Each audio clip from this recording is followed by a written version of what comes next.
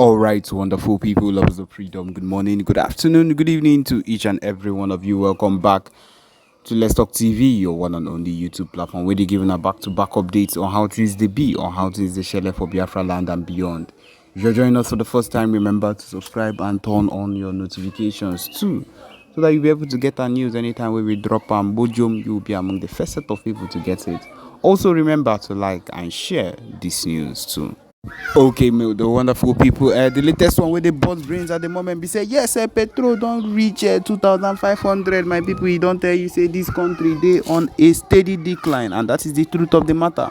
The fact that the country is on a steady decline, this particular one has showed how digressed this particular economy of the nation is, and how far it is ready to keep going low. And that is one thing I am not disputing the fact about.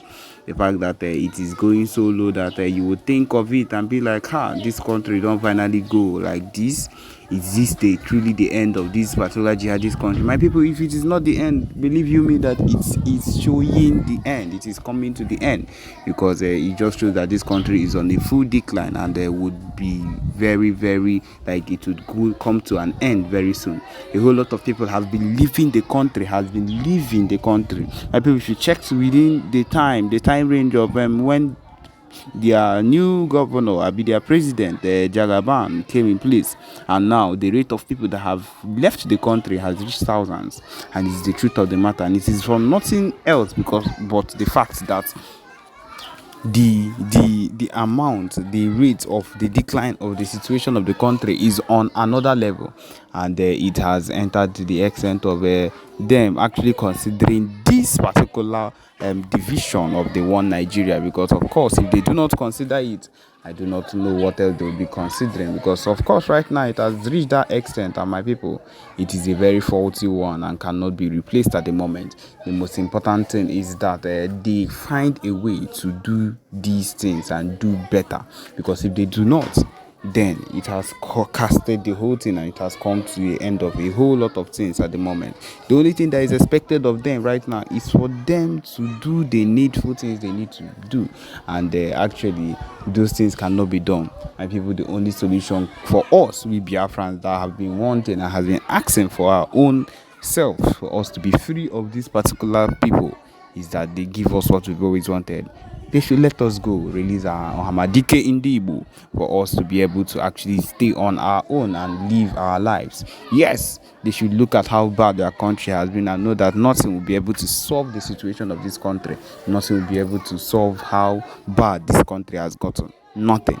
And only if they come to that conclusion will they understand that there is no solution, no matter the president or no matter whoever it is they decide to actually give control of anything in this place. There would be nothing would be able to hold down or to actually give this country a name or a good name again, because it is done with this country. I believe that the end of the road is sooner than we think, and the earlier we come to that particular recognition or realization, the better for us. The only thing that would be very beneficial to the country is we ourselves being on our own, the Biafra Liberation Army being on their own, as we continue making head efforts. The PM continues making big efforts as he continues going for the UK meetings and every single thing, meeting with leaders, national leaders, international leaders that would help, world leaders that would help in the pushing and the movement of the Biafra Declaration. None of these things are being done just because we want it to be done, but because it is a necessity for it to be done and for us to actually gain from every single thing we are doing at the moment. And the only solution for us is for us not to give up. Giving up is never an option and should never be an option for any of us, because at the point we are, the stage we are in at this moment right now is a stage of not giving up at all. It's a stage of being steadfast. It's a stage of holding down and making sure that none of these things they keep doing affect us, and that we one way or another end up doing the necessary things that would affect us positively. That is the truth of the matter. That is the only thing that we would look at, and there will be surely and heavily fulfilled in every single thing that happens around. Because one thing is clear, we are going to end up making it. We are going to end up being successful one way or another. And we need to be very, very sure of it. We need to be steadfast. We do not need to end up to be naive or be swayed by whatever that is put on the internet against our movement. And that is what it is at this particular point. Okay, the next news that we have right here is that the security operatives discover bodies of 6 policemen killed by Fulani headsmen, 15 others missing. It is not a joke. The fact that this set of things keep happening, and they feel that they can get away with it, because it is what they think. They feel they would be able to like get away with every single thing they do. Is very outrageous. Now they are suffering for the consequences. They are suffering for the consequences of the things that are happening to them. He says here that trouble is brewing in Delta State after the bodies of policemen killed by Fulani headsmen were discovered. A collaborative effort between security forces and local vigilantes resulted in the retrieval of deceased police officers' bodies belonging to the IRT Abuja, PMF 51 Ogara, and Anti-Kidnapping Squad Asaba. So these are the set of people that their bodies were found recently that were killed by Fulani headsmen. And they are still keeping these people in their stead. They are still keeping this set of people in their stead. And that is why we can never allow them to encroach into our own land. They have already encroached. They have started entering.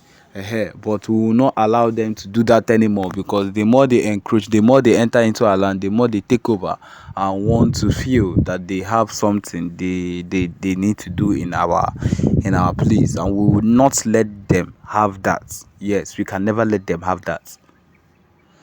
Okay, it continues. The recovered corpses of the officers have been deposited at Mariri Central Hospital morgue in Ugili, disclosed a senior security source at the Delta State Police Command, speaking on the condition of anonymity. The recovery operation conducted in Ugili North local government area of Delta State followed extensive search efforts in the forest on both Sunday and Monday. So these people have been missing for some time.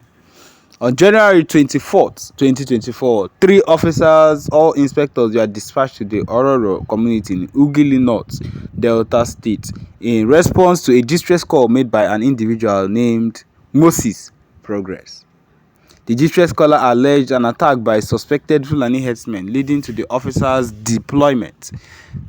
Tragically, they never returned, and with their fate shrouded in uncertainty. So they called these people and they sent only 3 police officers instead of them to send a full squad to go and handle these people. Fulani herdsmen normally move in bulk, and you sent only 3 people. What do you expect? Of course, they have taken them down. Although the police authorities in Delta State have remained silent about the incident, a group of local vigilante members discovered the bodies of some of the slain officers. The report continued.